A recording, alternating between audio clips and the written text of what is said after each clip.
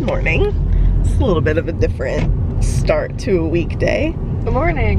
So we are in downtown Cleveland at the, I don't know if you can see it at all over there, but that right there is a sign there for the Cleveland Clinic. This is the appointment that we've literally been waiting 5 months for. This is our very first fertility appointment. How are we like these kind of adults? You know what I mean? So this is really just like a consult, kind of. Introductory, like we're meeting our doctor. I don't know what to expect. I'm kind of lost with it. All I know is that we were told that she's very good. And they specialize in helping LGBT families. Yep. I'm gonna try not to hit this car. Yeah, please don't. So we have to go park.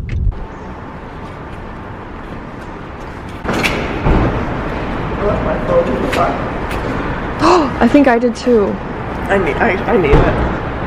Uh-oh. Backtrack. Excited? Yeah. Get some knowledge? Are you ready to learn to get some knowledge?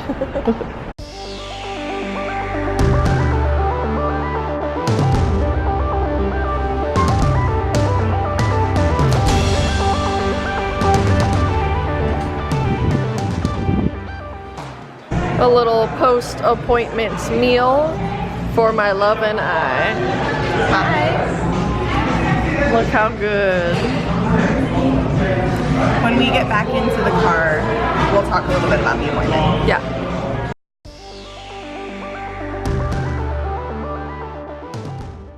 What'd we just do? Well, we just ate Chipotle. Yeah. But we had our first fertility appointment. The doctor was so nice.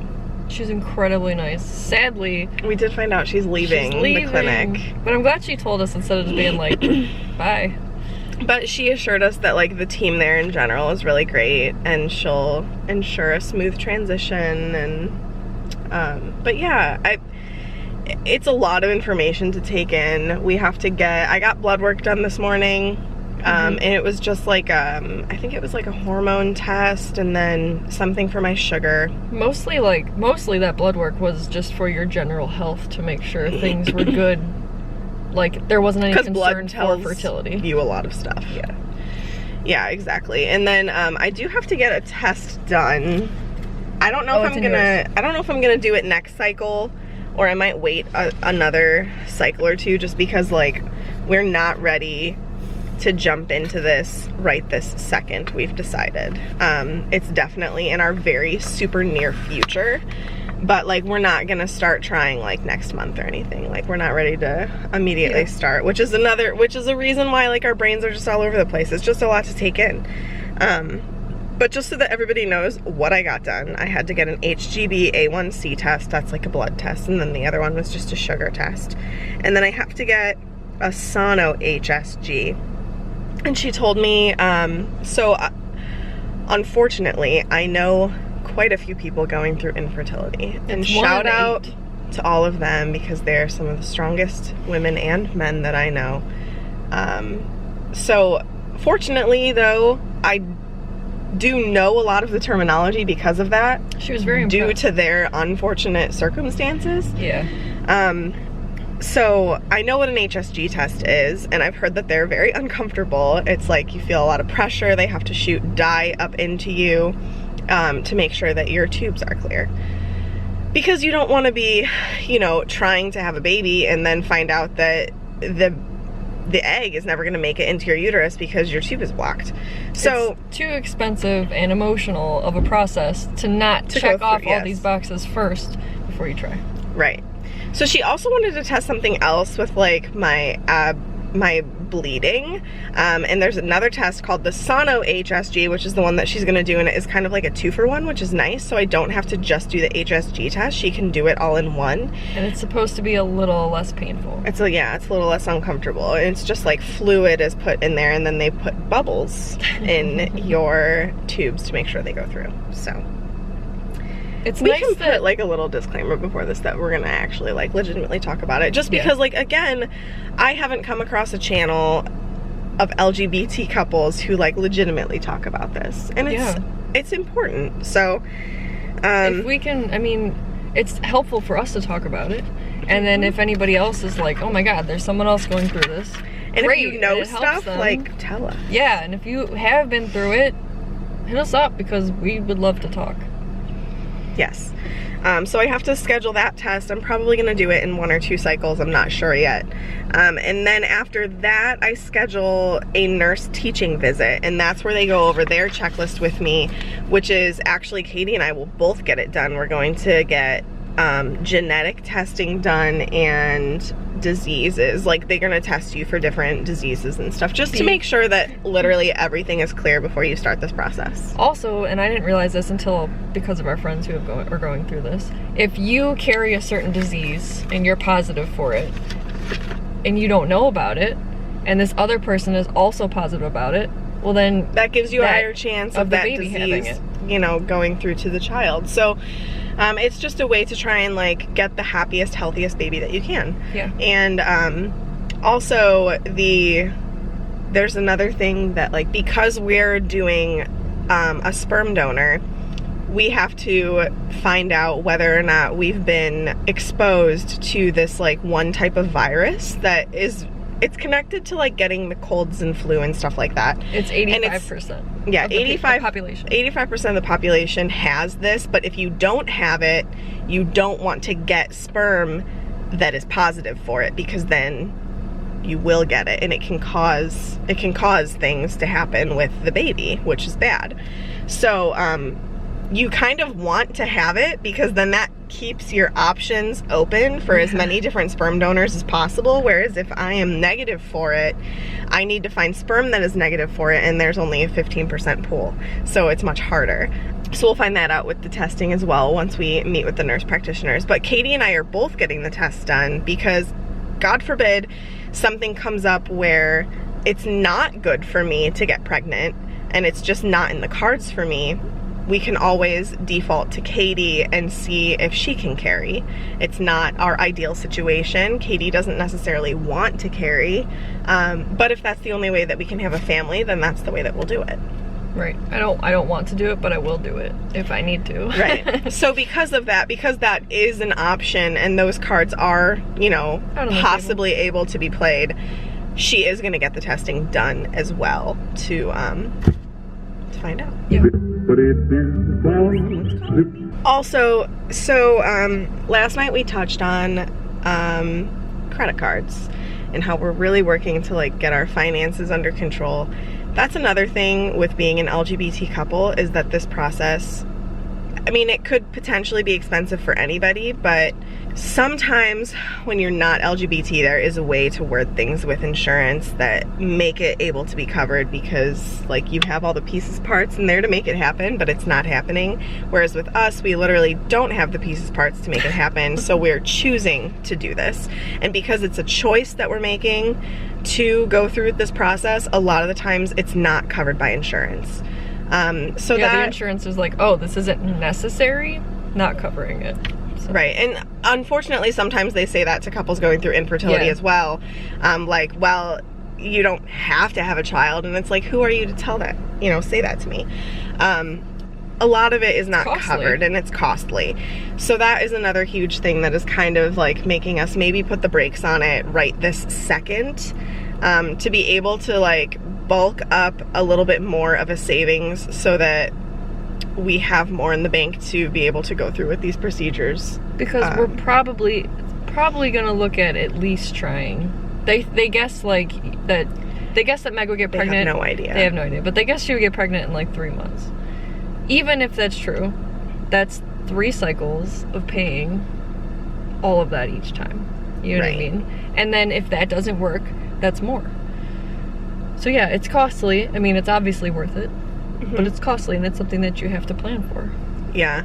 So I think that she was really nice, and I think that like my blood work and stuff will be covered, and hopefully this first test might be covered. Yeah. Because there are some ways they can word things that make it, you know, seem like I need these things, which is nice and I'm grateful for. I mean, it's just expensive, so you have to take that into consideration too. And we've been really trying to put ourselves in a position where like this is okay to do for the past probably year.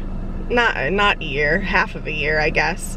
We've been really working on cutting down our credit card debt, trying to get it to 0 before we start this process, having a savings, being able to pay upfront for these procedures. We just want to be more comfortable with our savings before we start the IUIs, which is the intrauterine insemination. The biggest bulk cost is going to be sperm.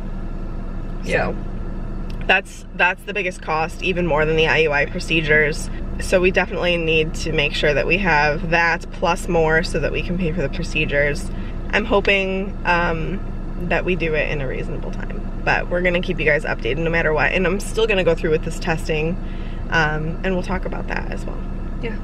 With, you know, like financially and everything, we've been preparing and trying to get ourselves in the best situation possible. But because of that, like a handful of years ago, we made bad financial decisions, and we racked up a bunch of credit card debt. We moved to Florida and couldn't afford to live there and had to move back home and incurred moving costs twice. And so my mind right now, I'm so excited to be a mom. I want to be a mom. I want Katie to be a mom. Like, I want us to have a family. We've been together for 13 years. Like, it's time. But at the same time, because of like our financial holdbacks, I feel like we haven't really gotten to be newlyweds. We haven't really been able to just enjoy time as us after being married. So it's hard to like jump on this bandwagon and be like, yes, I'm gung-ho, let's do it, when there's just like still more that I want to do that's just us. And I don't want to ever regret making this decision. I never want to feel regret over deciding to start a family, because that would just not, I mean, that would be awful. And if anybody has any advice on like, I mean, when do you know it's the right time? Is it ever the right time? How do you know? Right. Like, I don't think you're ever gonna feel like 100%. Because there's always gonna be like that, but what if, like, especially for us, like, I just like how we think. The two of us together making a decision like this is awful, because we both literally look at different things, and like I'm looking at different things than Katie's looking at, and we like, she has a hard time making decisions, I have a hard time making decisions. This is a massive decision, and we just a little bit advice. Yeah, we'll take all the advice, all of it. Leave it down below. Send us a message on Facebook. Whatever, we'll take it. How do we know that it's baby time? Yeah, when like I feel like it's ready for baby time, but then part of me is like, oh, but what about this? Oh, what about going on this trip? What about traveling here? And like, we're definitely gonna be a couple where like we're gonna travel with our kid. I don't care how old they are, they're gonna come along with us as long as it's allowed. Right. They'll be with us. We're smuggling them in. Yeah, I don't have trouble hopping on a plane with a baby, and you know, that's my hope and goal at least. So like, I know that that's not gonna stop me from traveling and doing things. There is gonna be a lull period towards the end of my pregnancy and the beginning of when the baby is born, that you're gonna wanna be chill a little bit and just like trying to figure out, when am I ready for that chill? Because Katie and I don't chill, like, ever. We never stop. We're always like, let's go to Florida. Let's do this weekend. Let's just go off here. Let's drive to Columbus for the weekend. Let's, you know, I don't know. We're just... Plus, like, things change when you have a baby. They're just going to. And if you think they're not, you need to check yourself, because it's gonna happen. And, like, I know we're a power couple. Like, I love you so damn much. You know what I mean? And that's never gonna change. But things change when you have a baby, and it's like, you have to think about that stuff. Yeah. Like, when am I okay with that change? When am I okay when us becomes 3, you know? Which I'm so excited for, but also want to make sure I do it right. We do it right. I want to make sure that I do it when I'm ready to do it. And I just don't know how to know when. It's so hard. I'm ready to do it. It's so hard. But now, unfortunately, after babbling at you for almost 15 minutes, we have to go to work. But it's like half a day, right? Half a day. We could do it. It's somebody's birthday tomorrow. Oh I'm gonna be old. Nuh-uh. Okay, bye. Alright, I'm trying to make Meg something for her birthday for breakfast tomorrow, and she's sitting right in there. So I can't really say too much out loud. But we'll see how this turns out. These are my starting ingredients, and these. Let's hope I don't screw this up.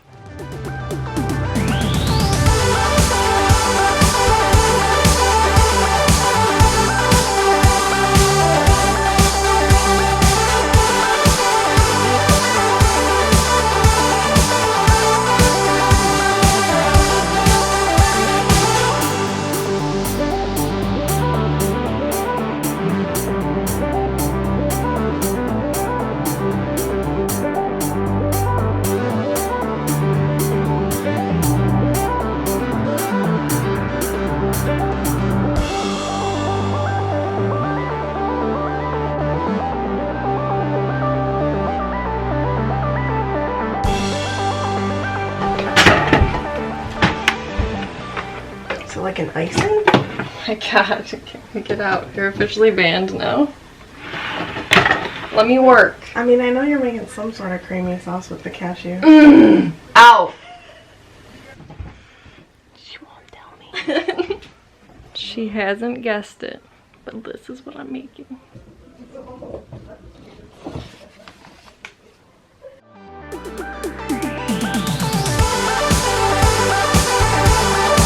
Are you making vegan clotted cream? Can you just sit in there and be patient?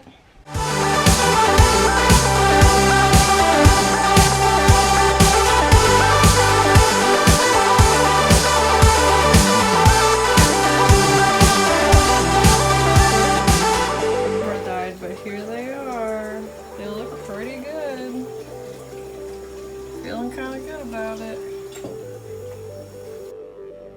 Okay, she guessed what it was before I finished making it, but she was thrown off for a little bit. It was. So I ended up making a 100% guilt-free vegan treat. So we have scones, which Meg just said, look at that rise. And it's not burnt. Mm-mm. And then I made vegan clotted cream. But I don't know how that's gonna go. Let me smell it. It just smells like cream cheese. It does just smell like cream cheese, but I'm sure it'll be good. There's an option to put powdered sugar in it to make it sweeter, but I didn't because we never eat it sweet. That's not how it is. Yeah. Right. So let's try this. Okay. I'm sorry. It's okay. I'm gonna use our trusty, the Tiny Jelly Company, peach vanilla bourbon, which we've been putting in our porridge in the morning. It's very good. But first, clotted cream. Mm-hmm. Ooh, it's like butter. Oh crap. Oh crud. Is that enough? Yeah. Are you supposed to put it on top of that? That's what I do. I want to try it by itself though.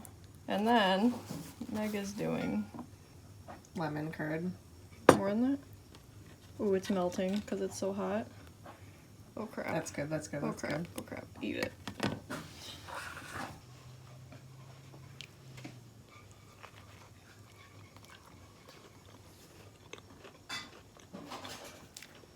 It tastes less cream cheesy on there. It does taste cream cheesy, but a little less. It tastes clotted creamish. Impressed. I did a thing. I did a thing. The scone's pretty buttery. It's a little crunchy, but like not crunchy, like But it's good. a crush. Oh my god, was that pride in your face? Mm-hmm. Teddy, are you happy? You could like pressing into me. Mm-hmm. Do you love your mom? Oh, I'm sorry. Why'd you leave? What a crazy, exciting day. Mm-hmm. It was a long day though. Like even though it was like a shorter day at work, it was just afternoon was long. It's just like long and a lot because like we took in a lot of information and Katie made me scones. Vegan scones. And vegan clotted cream, which we get to eat again in the morning. It was actually like really, it was, not that I doubted your skills, more so like, no, I don't blame you. Vegan clotted cream. I'm like, oh, how real is it gonna taste? You know what I mean? But like, it was really good. It was fairly good.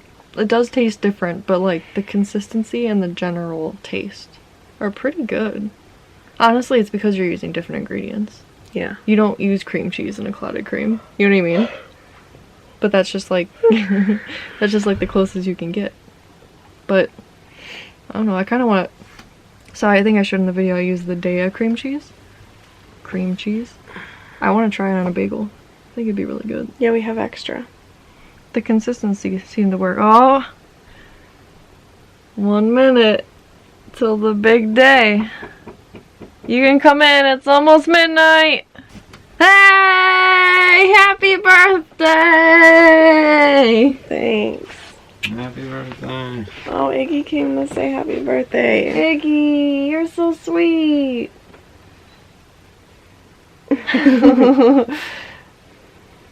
Happy birthday. Happy birthday. I mean, thank you. Thanks. The big 2-9. Thanks for following along on today's adventure. I'll see you tomorrow. I'm tired.